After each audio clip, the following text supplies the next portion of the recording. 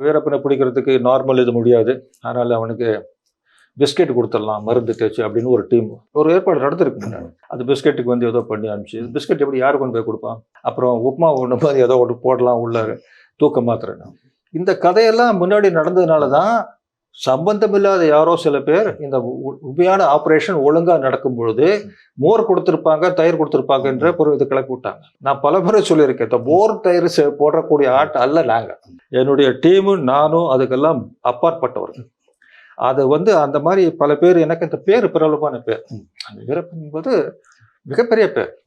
ஆகையினால இந்த எப்படி இவங்க பிடிக்க முடியாத எப்படி பிடிச்சிட்டாங்க? இதுதான் இந்த ஒரு பிம்பம் இப்படி கிளப்புறதுனால எப்படி பிடிச்சாங்க? பிடிச்சிருக்க முடியாது. இது பெரிய கோல்டன் கூஸ் மாதிரி சில பேருக்கு. இந்த ஆள் பிடிக்கப்பட மாட்டான் என்றுதான் சில பேருடைய அசைக்க முடியாத நம்பிக்கை. எங்களுடைய நம்பிக்கையோ நிச்சயமாக பிடிப்போம் என்ற நம்பிக்கை.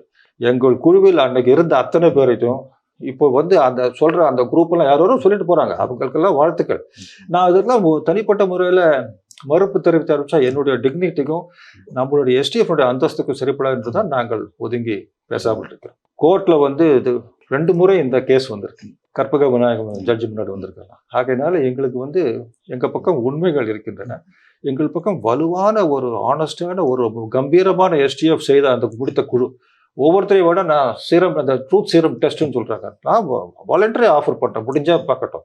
ஆனால் அவங்ககிட்ட எல்லாம் போய் நம்ம லீகலாக சண்டை போட்டு இதுக்கு இந்த மாதிரி சொல்லிட்டீங்களே எங்க தேவையில்லை. மக்களுக்கு தெரியும் அது வந்து ஒரு மிகச்சிறப்பான தைரியமுள்ள குரூப்பு கரெக்டானபடி செஞ்சுருக்காங்க.